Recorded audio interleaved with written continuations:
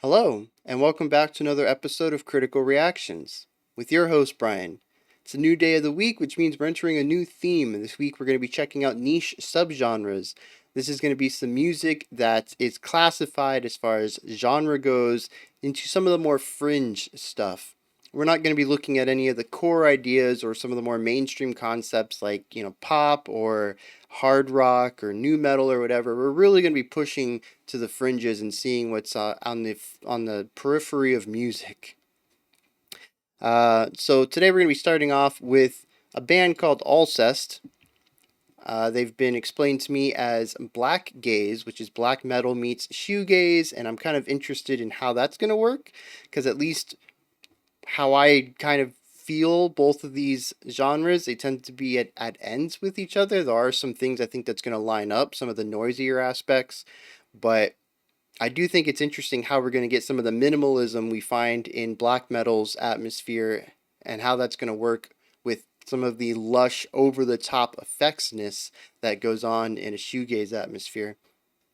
This song is called Percées De Lumière, which I'm sure I did not say 100% correctly, but I gave it my best shot.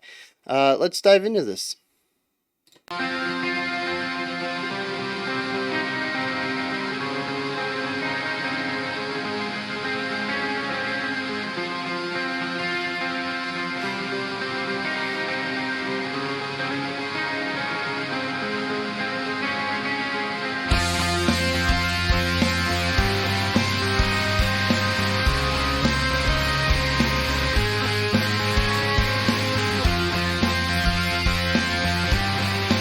Just the fuzziest tone.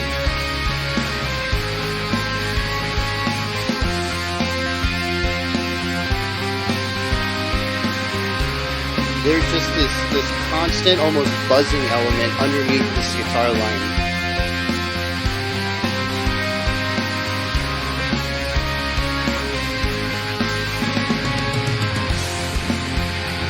It's a bit on the brighter side as far as chords go.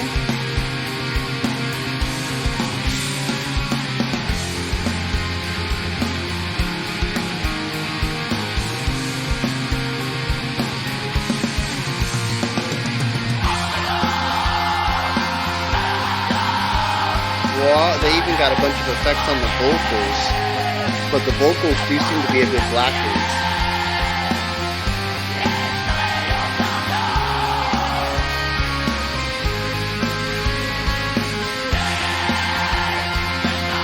Wow.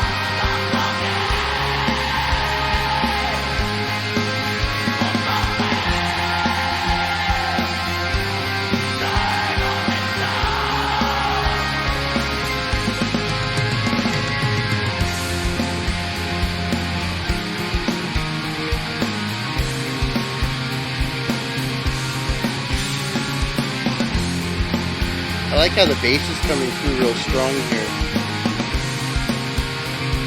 I don't know if that was earlier or not, but I can definitely hear the bass from here.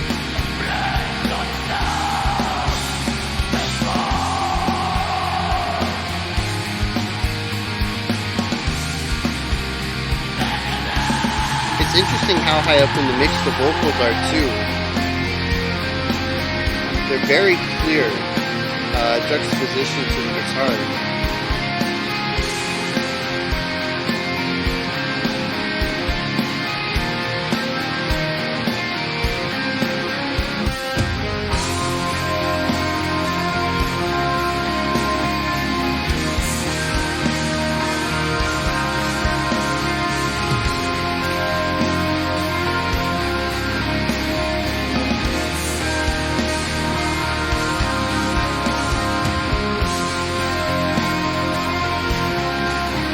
Really nice layering here. I think the production it's a weird mix of really great and also really crunchy and dirty. I don't know how it can be both clean and messy at the same time, but they're pulling it off.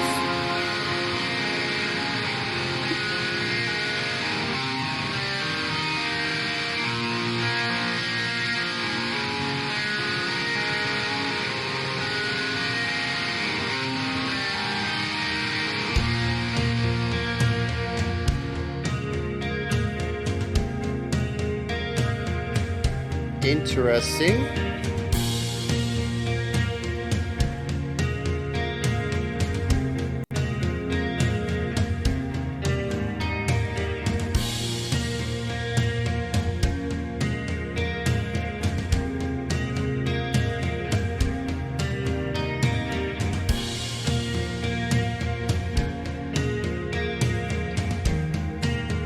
I like the gradual release that came down to this section, and that was a nice little transition back in as well, with the distorted guitar coming in a beat or two early.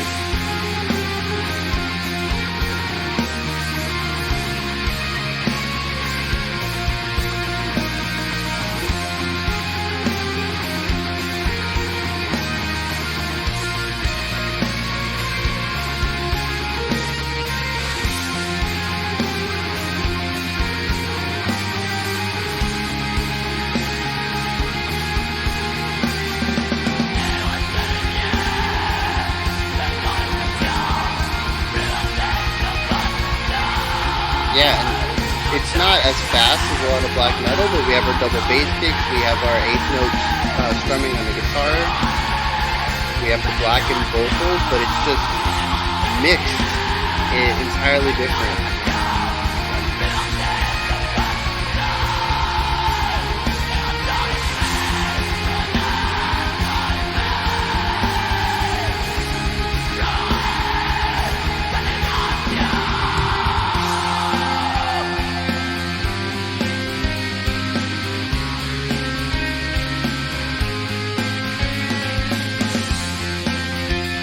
That little 16th note grace note is, I like it. Adds a little bit of flavor.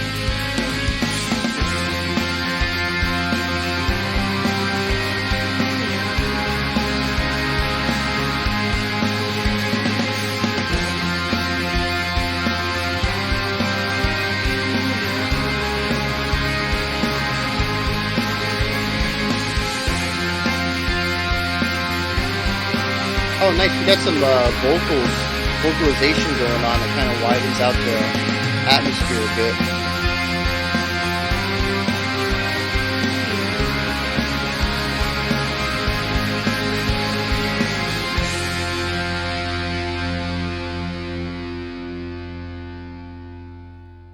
Yeah, very interesting. Very interesting. I think a lot of this is going to be talking about the production of it, because to me that's the big difference, the big aspect here that really solidifies this as something that I haven't really heard before. Musically, there's a lot of things in here that I find familiar, and I'm sure I'll touch on that in a little bit. But the production is really what gets me. We have It's so weird because if you had presented this to me a year ago, I probably would have just felt that this was some offshoot of rock. I do feel like there's a lot of elements in here that would allow it to be played on a radio, at least where I'm from.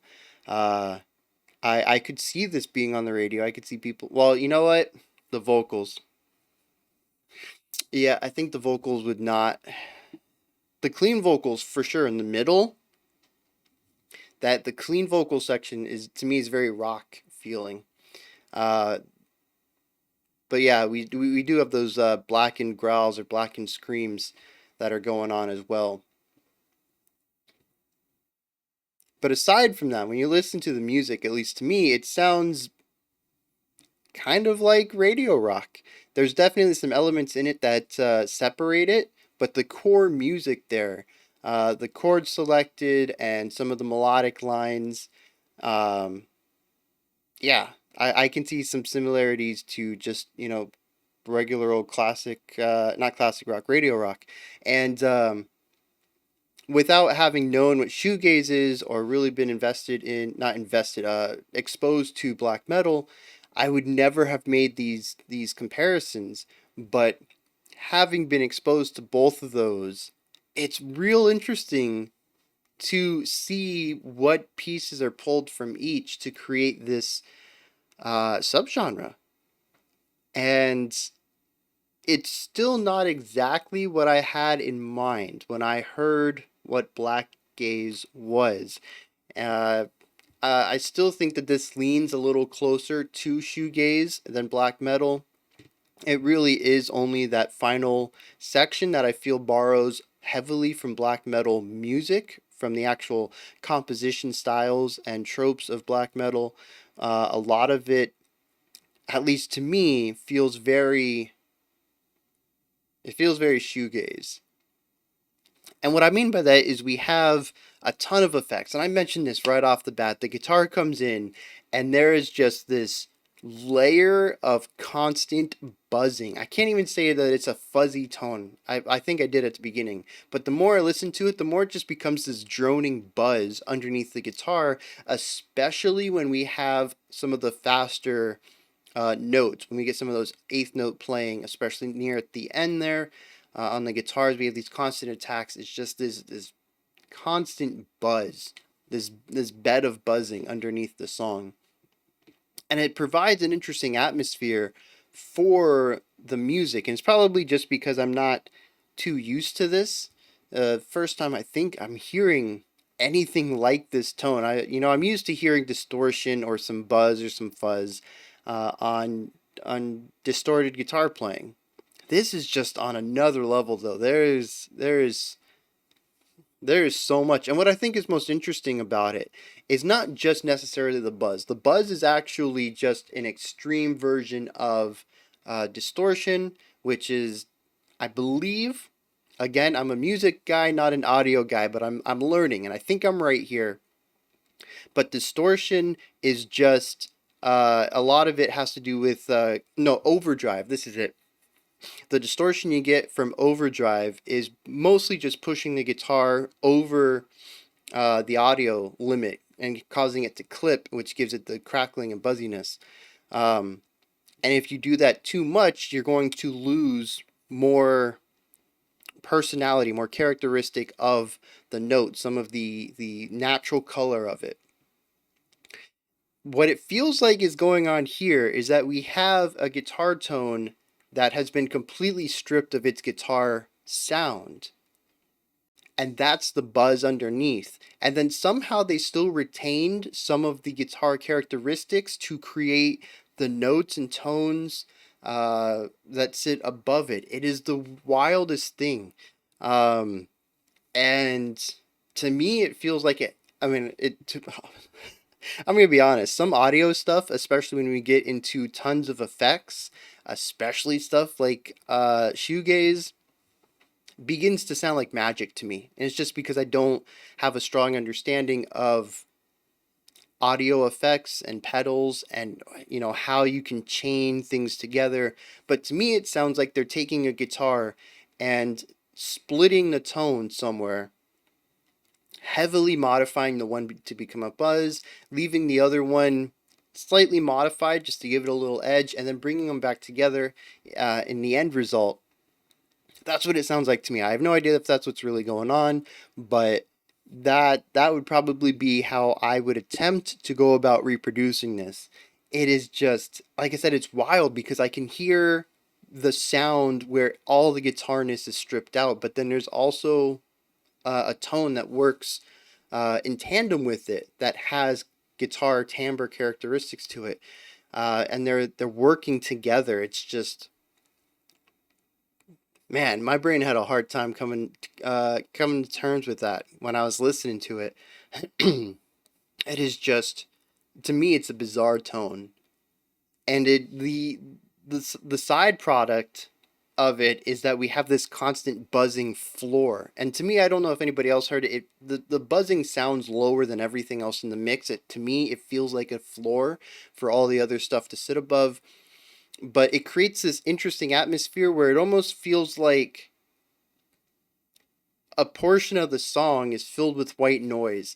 And it makes it so that the song proper, not saying that the buzzing is not to be part of the song, but if we take the buzzing out and we look at just the notes that are being played, To me, it sounds like the buzzing is taking up space and it's causing the rest of the song to feel more narrow, like it has less space to play in. It's a very interesting sound overall, atmosphere, just from this one tone, just from the guitar. It blows my mind how much effect this one decision has over my experience with the entire song. The bass was rather clean. I don't know if it was the sound floor covering up any effects on it, but the bass sounded like a bass. The vocals had a lot of distortion and compression on it, and it felt like it almost felt like a parody of blackened vocals. Like it still had that higher pitched kind of nasally, you know, small narrowness to it. I think that's the word I want. Like a narrow, higher pitched scream. The just the very generic kind of black metal vocals, but it almost pushed it, at least to me when I first heard it, a little bit into parody with all the extra layers of effects on it. And I understand part of that is just going to be that this is shoegaze, which is just a heavily effect driven genre. But it grew on me. The vocal style. I don't want to call it the technique, because the technique is I think it sounds like very generic or general black metal style screaming, but really with all these effects on it, it started out sort of parody to me, but it started to grow. By the end of the song, it didn't sound so odd, and I think it blends in with a lot of what's going on, because some of the fuzziness, oddly enough, removes some of the gritty and harsh elements from the natural vocal delivery of it, and kind of sands off some of the rough edges, and then fills in that rough edge with some buzz and distortion, effects wise, not physically created, but digitally created, that blends in with some of the other buzz and effects that the guitar's doing. And it kind of, like I said, it blends in so they become invisible. So you get the sanding effect of softening up some of the harsh elements of that vocal style, but you don't end up with the harshness of the effects that you use to soften it. They just kind of get swept up into what the guitar's doing, and it works within the atmosphere of it all. So you get the sanding effect without any of the side effect of using those effects. I just said effect a lot, and it's becoming to sound like a very strange word. Um, yeah, so that's an interesting little byproduct of having so many effects in the song, is that especially when you're going to utilize a lot of fuzz or distortion or buzziness, it can all kind of come together and meld, and you can utilize it in ways to change a sound without changing. You can change an individual sound without changing the overall sound of the song, because the effects you're using to alter a sound can kind of blend into all of the other buzziness that's already going on. So that's man. The more I dig into this production, the more fascinating I find it. I don't know that I necessarily love this style, but dang, my appreciation is just rising the more I think about this. Um, oh, and then there's like this huge echo reverb thing going on with the vocals too. The blackened screams, growls, whatever they are. Um, and it makes them feel so big, so wide, and it kind of adds a little bit of dreaminess to it, which reminds me a lot of when we checked out shoegaze. And especially when we looked at some dream pop stuff, which I feel is slightly adjacent to shoegaze. Um, yeah, there's like a dreamlike element to the song, but it's not full. It didn't full on put me into a dreamlike or ethereal type of atmosphere. It was more of like an illusion to it, which again I find really fascinating. There's so many elements here that in any other song I would have been like, okay, this is a bit of an ethereal feeling song, but this one still feels grounded despite having some of these elements. And again, it's just my brain trying to. This is what niche subgenre is going to be all about. I really hope so. Is taking some of the notions that I have about styles of music and warping them and saying, what if we did something else? What if we use these in a different context? Is it going to have that same effect? And this is it right here. There's a lot of dreamlike elements in here, the heavy reverb on those vocals. And in any other context, I would be like, yeah, that really, ramps up some of the etherealness or the weightlessness of the song. Not here. It just kind of widens it out and provides a little levity, but there's still a lot of guitar work, and maybe it's that buzz floor that just keeps the song grounded. It doesn't move into anything ethereal or dreamlike or floaty or weightless or anything like that. It stays grounded despite really wanting to take off. Um, and then the drumming, I don't think there were any effects on the drums. If there were, they were drowned out by all the other effects that were going on. There's just a lot of stuff. I mean, that's shoegaze, right? Lots of effects, but it yeah, at a point it all kind of blends together, and I don't get to see the individual aspects anymore. And part of that's just my lack of experience with some of this effect heavy music. I don't quite have the ear for it yet. Um, Musically, I think this is an interesting song because it to me it started to walk the line of sort of a monotonous style, kind of having one idea. We had the intro idea. I thought it was nice that they brought that back at the end, sort of bookends the song. And then we had that first idea, and it stuck around that first main riff where the vocals came in, the guitar started doing their thing, the drums did their thing. It came in, and we stuck around with it for a couple of minutes. I really thought that was going to be the whole song. Kind of a black metal, monotonous, singular focused kind of idea, and that I thought that was going to be the blending. We have the effects, and then the composition. We have the effects from shoegaze and the composition of black metal. But they actually surprised me. They stripped everything back and went to more of an acoustic sound.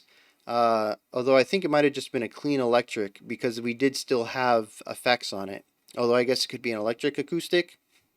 Anyways, we stripped back some of the distortion, and we could hear more clearly some of the characteristics of the guitars. Now, there were still some effects on it, but it just wasn't as strong as it was in the previous section, and we kind of brought the energy down a ton. And I love this. It's, I talk a lot about contrast.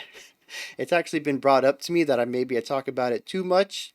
That's, it's a double-edged sword. I do like to bring up contrast a lot. I think it's a fantastic tool, but maybe I do overemphasize how important of a tool it is. However, I love the contrast here. We have a ton of effects to start with. We kind of pull some of those effects back, and then we bring the effects back at the end with more notes, more of that black metal compositional style to finish out the song. And it's this nice roller coaster. We get a lull in the middle to kind of relax and catch our breath, and then they bring back a lot of the effects and the intensity to remind us, this is why we're here. This is the sound we like to play. This is the sound you guys like to listen to.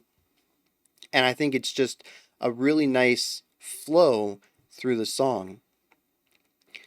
So I really dig the composition in that manner. I think they do a good job of knowing when each moment is reaching that point of outstaying its welcome and bringing in something new.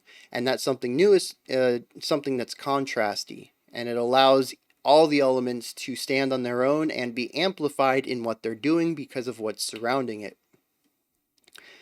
And the overall atmosphere of the song is just very bright and cheery, which might be the shoegaze aspect. I actually don't remember that. I'm trying to remember when we did Shoegaze Week if a lot of the music was bright and cheery, because for whatever reason, I'm not really associating it with shoegaze. I associate it more with dream pop. The chord choices in here remind me a lot of dream pop. And like I said, I think dream pop is loosely related to shoegaze in some sense. I don't know. Some of these subgenres are they're very tricky, but Yeah, it's a strange sound because we have, especially like at the end when we have the rhythmic stylings of black metal, but then we have some more brighter chord progressions and melody lines, note relationships that don't have the heaviness of black metal, and then all of this is just wrapped up in a bajillion layers of effects, shoegaze style, and it's unlike anything I've heard before, which is just, I think that's awesome. I've mentioned many times before, I love novelty. First time hearing a genre is definitely a novel experience. And I just love that sort of being blown away and trying to figure out what's actually happening and comparing it to my expectations or, genre tropes or just, how my brain tends to hear a lot of music and then just hearing something completely new and not being able to categorize it. It's just fascinating. This is what I'm hoping for the whole week. This was crazy awesome. So yeah, that is Alcest. This is where you guys come in though. What do you think of this? I just spoke way too long about this, mostly about the production. And I want to know if you guys enjoyed this or not. If there's anything that stood out to you, if there's anything that you enjoyed or didn't enjoy, maybe something that I didn't touch on that you think is important to the song, go ahead and hit me up with some comments. When you're done commenting, you can head up to the description box. There's a link in there for Linktree. It'll take you to a menu with everything related to the channel: Discord, Twitter, Patreon, email, whatever. It's all in there. Above the description box, if you could, like, subscribe, and ring the bell. We have one more video today coming out in 3 minutes. It'll be our special selection. Otherwise, I'll be back tomorrow at 5 p.m. Eastern Standard Time, 10 p.m. UTC. Yes, I am trying to make sure I am correct with that. I am in daylight saving time now, which means that my relationship to universal time, is that what UTC is it's been shifted a bit. So, if you don't experience daylight saving time in your area, if you don't shift your clocks, then I will be airing at a different time for you. Yeah, 10 p.m. UTC. Until next time, remember to be critical but never cynical of the music you listen to, and have a fantastic morning, afternoon, or evening whenever you choose to watch my videos.